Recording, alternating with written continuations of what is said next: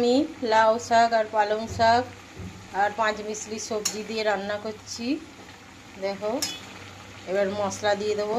দিয়ে দিচ্ছি হলুদ,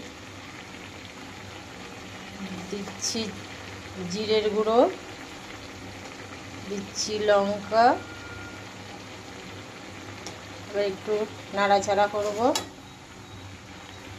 আগে নুন দিয়ে দিয়েছি, ওটা তোমাদের দেখালাম না।